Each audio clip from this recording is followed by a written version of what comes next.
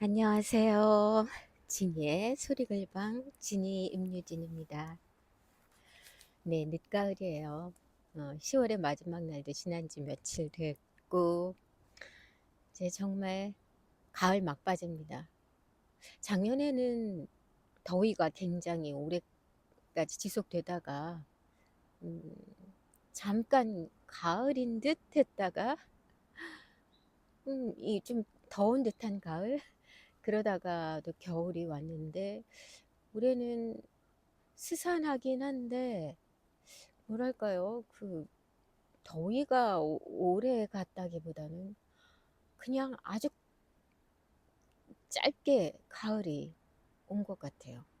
그냥 계속 비가 오고 점점 더 자꾸만 이상한 날들이 계속되는 것 같아서 좀 안타깝습니다. 게다가 이렇게 너무나 음, 어느 분이나 다 좋아하시겠지만 저도 너무나 좋아하는 이 가을이 점점 짧아지고 있다는 게 너무 아쉽네요. 내년에는 좀 더 긴 가을을 만끽하기를. 네, 그래서 오늘은 이 가을의 막바지를 즐기기 위해서 며칠 지나면은 또 금방 더 추워져서 못 나올 것 같더라고요. 그래서 이렇게 야외로 한번 나와봤습니다. 네, 그래서 오늘 소개해드릴 어, 단편 소설은 제가 계획하기로 어, 2분의 소설을 어, 시리즈로 짤막짤막한 단편이기 때문에 한번 쭉 낭독해 볼까 계획하고 있거든요.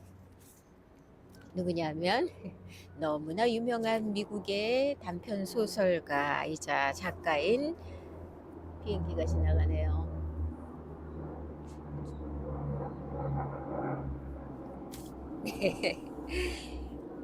미국의 소설가이자 단편 소설가이자 작가인 오 헨리입니다. 네, 오 헨리의 오늘은 이제 가을이 얼마 안 남은 만큼 가을에서 겨울로 가는 길목에 어울리는 단편 소설 한 편 읽어드리려고 합니다. 이 소설은 누구나 다 내용을 알고 계시는 소설이에요. 너무나 짧기도 하고, 어, 그런데 참 희한하게도 뭐 그게 장편이 됐건 단편이 됐건, 음, 누구나 알 법한 너무나 유명한 소설은 우리들이 별로 안 읽어봤다는 거. 왜냐하면 이미 내용들을 알고 있기 때문에 선뜻 어, 이미 아니까 꼭 아는 것 같아서 안 읽게 되거든요.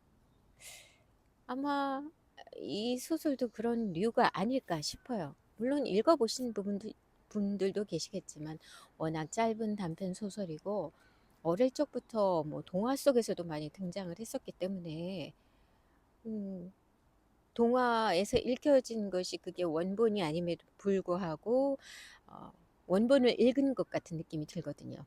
많이 각색되어진 걸 읽었는데도 불구하고 무슨 소설이냐 하면 아주 짤막한 소설인 마지막 잎새입니다. 눈치채셨겠지만 오헨리와 그 늦가을의 두 단어만 들어도 아마 짐작하셨을 거예요. 마지막 잎새. 저도 뭐 어릴 적 동화로도 읽고 내용은 이미 익히 알고 있고 뭐 영화나 뭐 연극 이런 걸로 많이 각색되어서 나왔기 때문에 따로 읽어보지는 않았었어요. 원작을. 물론 원작이래야 뭐 번역한 거긴 하지만 근데 이 책 저 책 뒤적이다가 오웬리의 단편들을 보니까 상당히 길이가 짧더라고요. 대부분의 단편들이. 어, 근데 이 마지막 입세도 상당히 짧습니다. 하지만 어, 다시 한번 이렇게 줄거리는 아시지만 문장 하나하나를 이렇게 그 하나하나의 그 맛이라고 하죠. 그 작가의 맛이라는 게 있지 않겠습니까?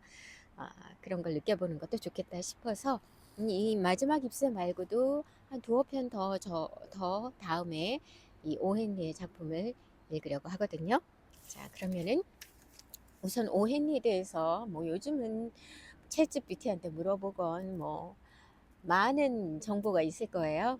뭐 그렇긴 한데 뭐 더 자세한 것을 알고 싶으신 분들은 찾아보고 뭐 물어보면 되겠지만 그래도 제가 이렇게 책을 소개하는 데 있어 간단하게나마 작가를 소개하긴 해야 할 것 같아서 간단한 부분 말씀드릴게요.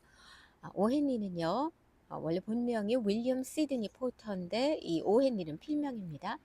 1862년 9월 11일에서 태어나셔서 1910년 6월 5일에 세상을 떠나셨어요. 뭐 아시다시피 미국 소설가이자 또 대부분의 이 단편 소설들이 반전의 단편이라고 할 만큼 상당히 위트 있고 그러한 반전을 보여주는 소설을 많이 쓰셨죠. 아마 그 영향은 프랑스의 기드 모파상의 영향이 상당히 다분히 컸던 것으로 알려져 있습니다. 음, 그리고 이분은 상당히 여러 직업을 거치셨어요. 워낙 좀 그렇게 부유한 집에서 태어나지 않으셨기 때문에 뭐 여러 우여곡절들이 많으셨죠. 뭐 극단의 연주가로도 계셨다가 오피스의 제도사, 은행원, 뭐 기자 생활 등등.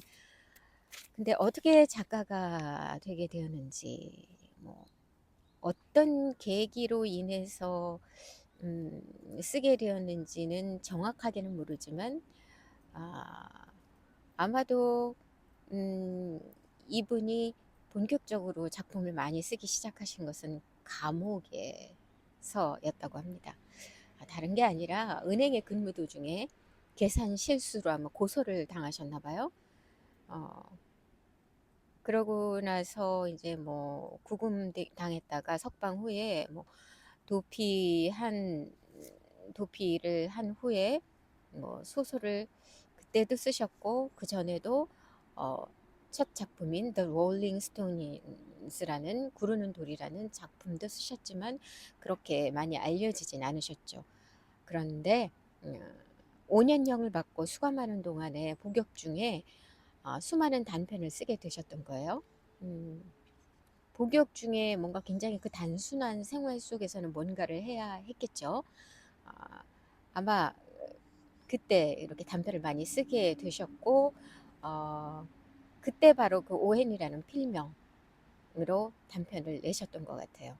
그 오헨이라는 필명은 바로 아이러니하게도 교도관 관장의 이름이었다고 합니다. 그래서 그때 좀 이름이 알려진 작품이 있었죠.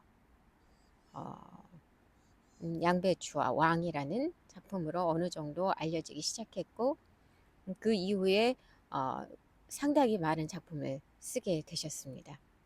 뭐 이분의 작품으로 뭐 유명한 여러 가지 대표적인 그 단편들은 제가 지금 낭독하려고 하는 마지막 잎새, 마녀의 빵, 크리스마스 선물, 경찰관과 찬송가, 20년 후, 운명의 길, 현자의 선물, 기타 등등 있습니다. 뭐 이분의 그 단편 소설의 특징이라고 하면은 상당히 유쾌한 유머죠. 음, 블랙 코미디 같은 뭔가 약간 그 역설적인 그런 유머라기보다는 따뜻함이 깃들어 있는 유머랄까요? 그리고 또 그 작품의 끝에 가서는 꼭 반전이 있습니다. 모파상의 작품처럼 어, 따뜻함이 깃든 유머와 더불어 아마도 이분이 뉴욕 뒷골목의 서민들의 애환을 많이 이렇게 쓰게 되신 것은 작가의 생활과 그리 멀지 않았던 것 같아요. 여러 지역을 전전하시다가 뭐 뉴욕 생활에서도 그리 넉넉지 않게 생활을 하셨던 거죠. 서민들과의 어떤 생활을 너무나 잘 아는 생활이었고 해서 아마 이 작품들의 배경이라는 게 대부분의 그 뉴욕 뒷골목의 서민들의 애환을 담은 작품들을 많이 쓰지 않으셨나 합니다. 자, 이제 작품을 낭독해 드릴 건데요.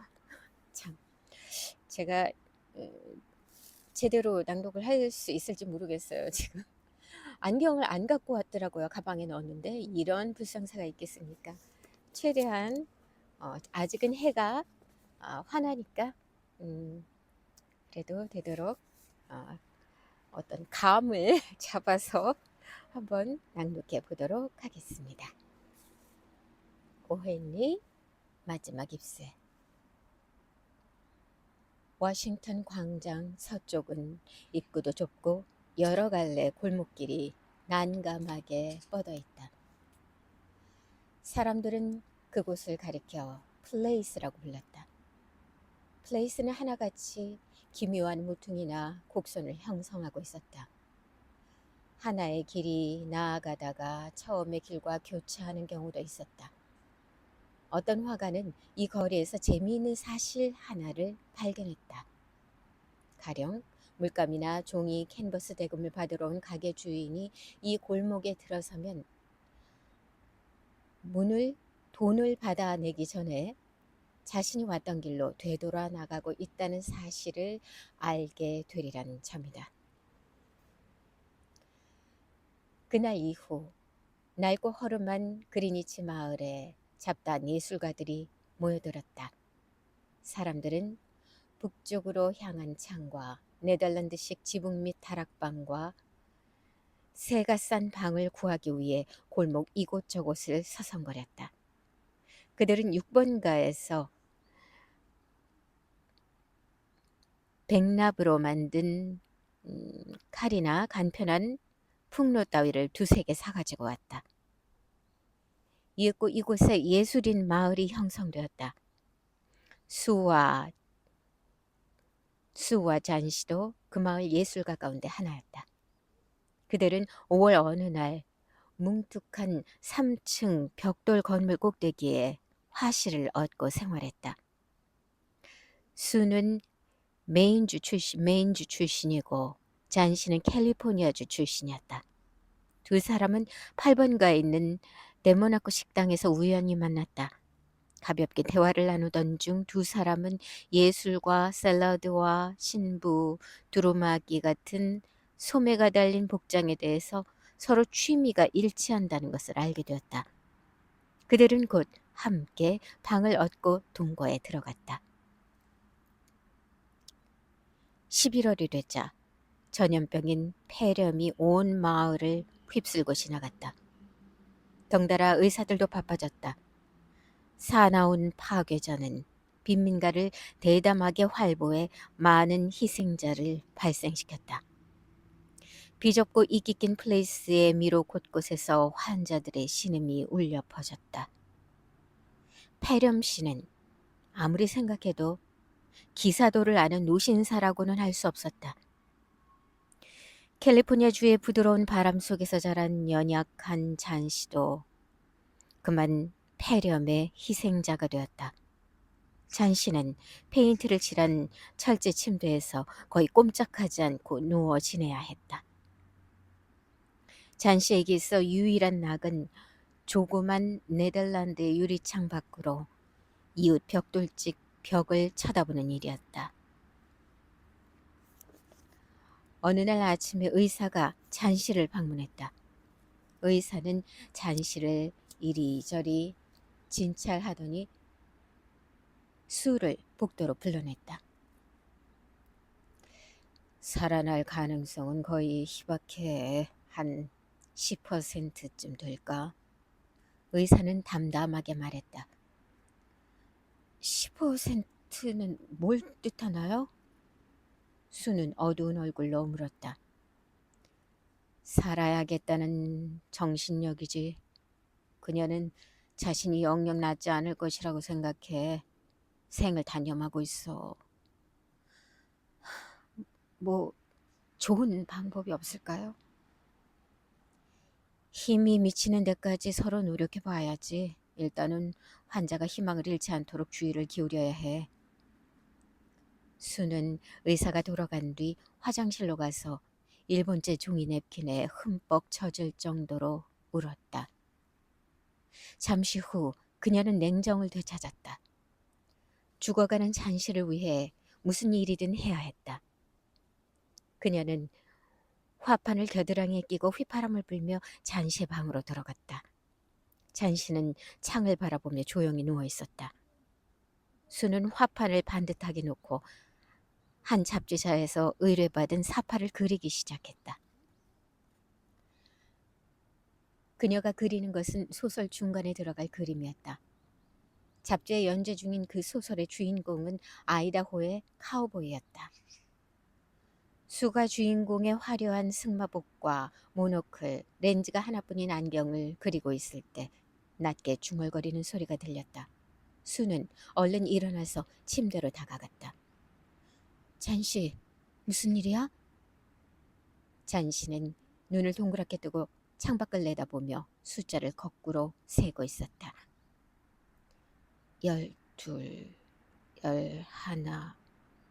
잔씨는 자꾸만 숫자를 낮춰갔다. 19.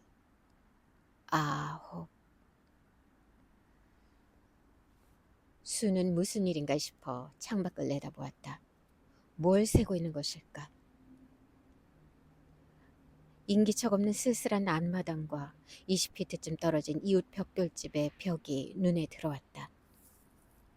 밑줄기가 울퉁불퉁한 해묵은 담쟁이 덩굴이 벽 중턱까지 올라와 있었다. 차가운 가을바람이 잎새를 떨어뜨려 해골 같은 줄기가 거의 벌거숭이가 된 채 낡은 벽돌에 달라붙어 있었다. 너 뭘 세고 있니? 수가 물었다. 6. 잔씨가 낮은 목소리로 말했다. 점점 더 빨리 떨어지네.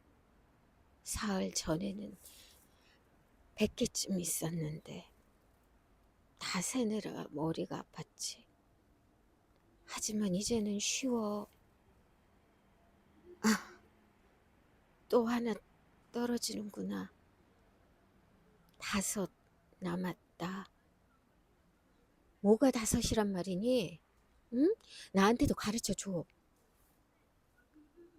잎새 말이야. 저 담쟁이 넝쿨에 붙은 잎새. 마지막 잎새가 떨어질 때에는 나도 죽게 되는 거야. 3일 전부터 알고 있었어.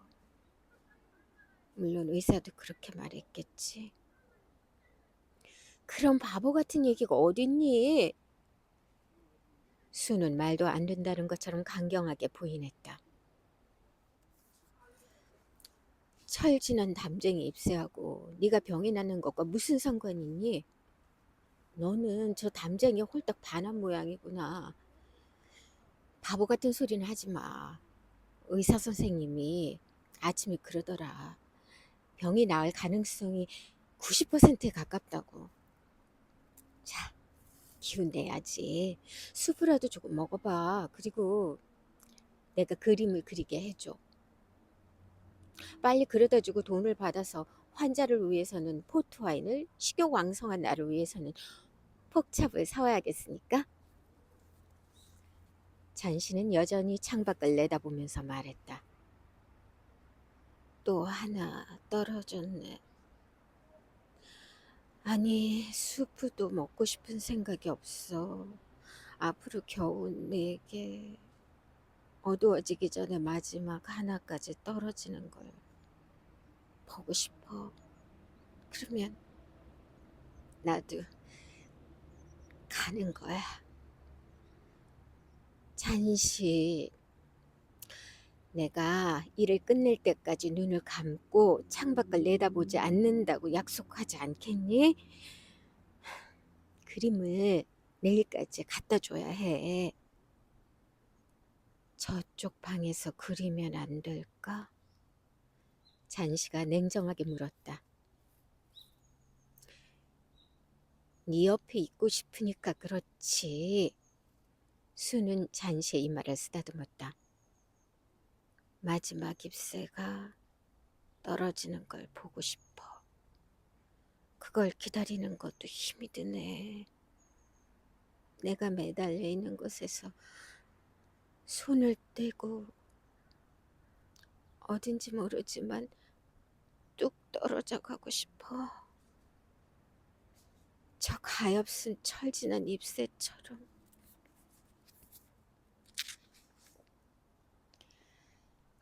잠을 좀 자두렴. 난 배엄한 할아버지한테 늙은 광부 모델이 돼달라고 부탁을 해야 돼. 가다가 바로 돌아오겠지만 내가 올 때까지는 움직이지 마. 배엄한 노인은 같은 건물 2층에 사는 그림쟁이였다. 나이는 이미 60세가 넘었으며 허연 머리에다 턱에는 도깨비 같은 수염이 아무렇게나 뻗어 있었다. 그는 예술의 낙오자였다. 과거 40년간 계속해서 손에 화필을 잡고 살아왔지만 아직도 이렇다 할 작품을 그리지 못하고 있었다. 늘 걸작을 그린다 하면서 아직 한 번도 손을 대지 않았다. 최근 몇 해 동안은 상업용이나 광고 그림밖에는 아무것도 그린 게 없었다. 그는 직업적인 모델을 쓸 만한 재력이 없는 젊은 화가들을 위해 모델 노릇을 하여 근소한 수입을 얻고 있었다. 그러나 아직도 술만 취하면 아무나 붙잡고 미래의 걸작을 주장했다. 그림을 제외하고 보면 몸집은 작으나 기백이 있는 노인이었다. 수는 아래층에 내려가 어두컴컴한 지하실에서 노간주 나무 열매 냄새를 풍기고 있는 배엄한 노인을 찾아갔다. 방구석 화가에게 아무것도 그리지 않은 캔버스가 걸려 있었다. 걸작이 되는 최초의 일피를 25년간이나 기다려온 캔버스였다. 수는 배엄한 노인에게 잔시가 담쟁이 잎새가 다 떨어지면 자기도 죽는다고 말했는데 그러다가 정말 생명을 지탱하는 힘이 빠져서 저 가벼운 담쟁이 잎새처럼 허공으로 날아가는 건 아닌지 겁이 난다고 말했다. 듣고 있던 배엄한 노인의 눈에 눈물이 고였다. 노인은 커다란 소리로 잔시의 어리석은 공상을 비난했다. 뭐라고? 담쟁이 잎새가 다 떨어지면 자기도 죽는다고? 그런 바보가 어딨어? 그런 얘기는 듣지도 못했다. 겨우 그런 얘기나 전하자고 나를 찾아왔나?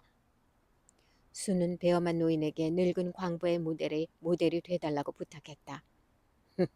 더욱 가관이군.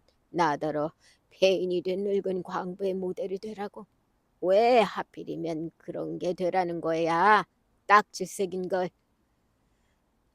그건 그렇고 잔시가 정말로 그런 생각을 하고 있다면 큰일이군.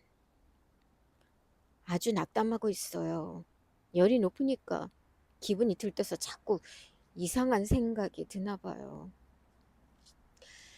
괜찮아요. 배아만 할아버지. 모델이 되기가 싫으시면 그것도 괜찮아요.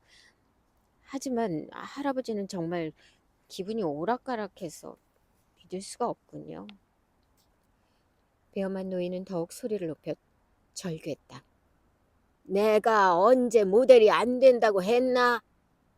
자, 어서 같이 자네 화실로 올라가세. 그나저나 잔시가 걱정이군 그래. 그곳은 잔시 같은 착한 아가씨가 병이 나서 누워있을 곳이 못 돼. 나도 자네들도 이제 곧 걸작을 그려야지. 그리고 다 같이 여기서 나가세. 이 골목을 탈출하는 거야.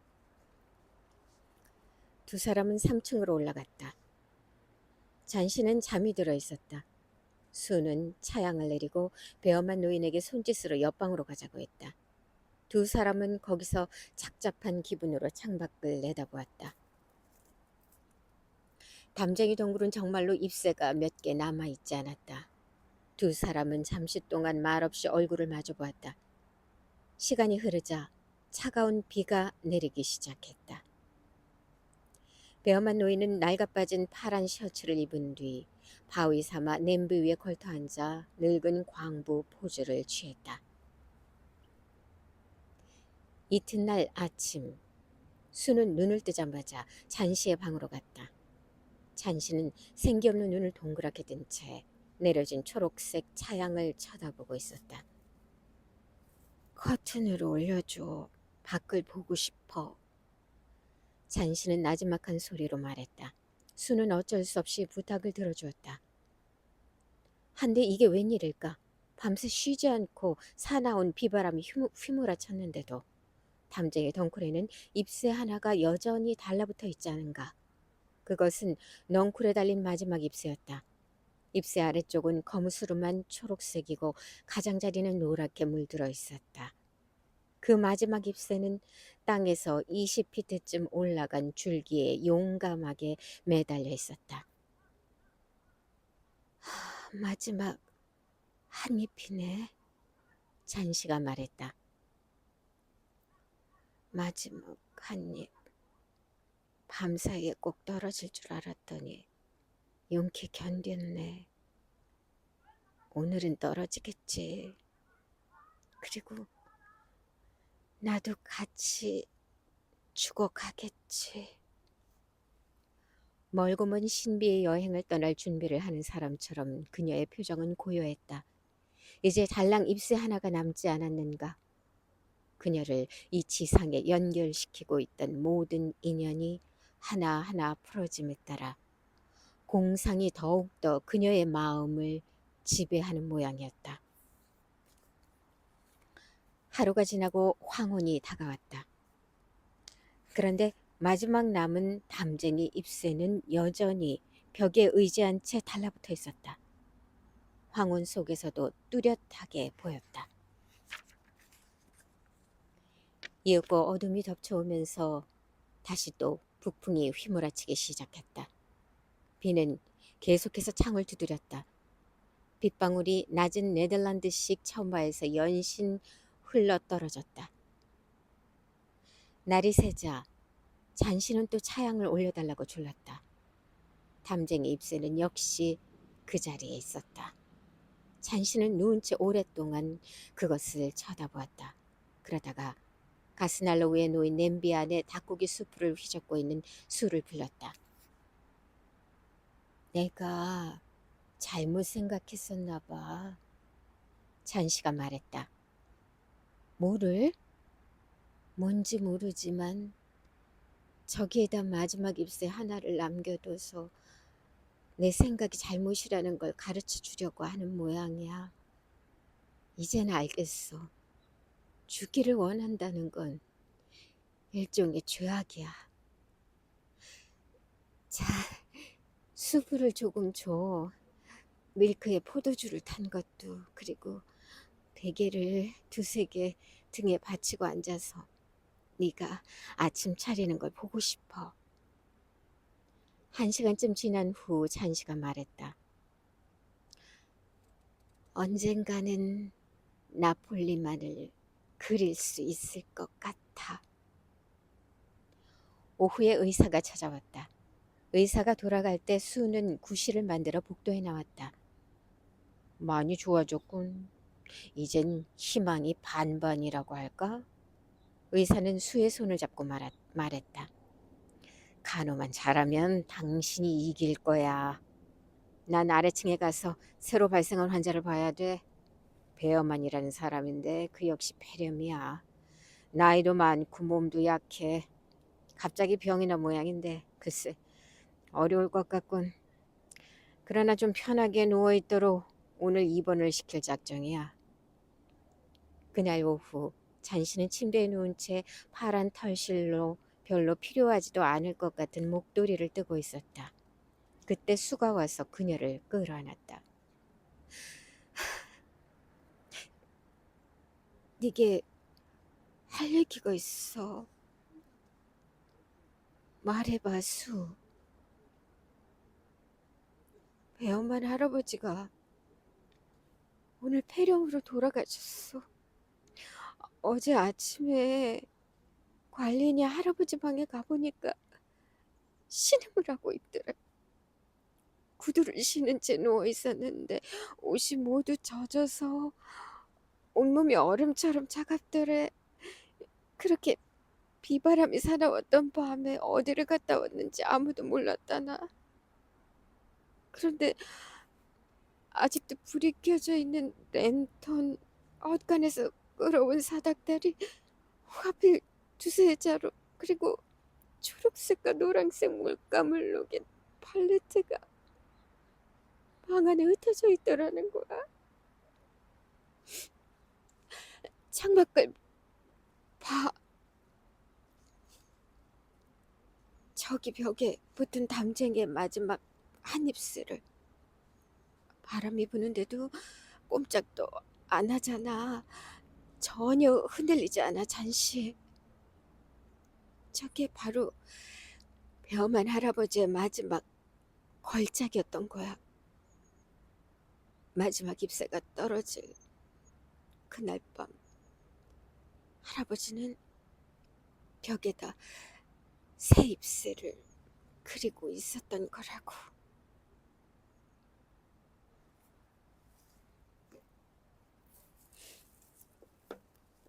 네, 오해니의 마지막 잎새 이렇게 낭독을 마쳤습니다.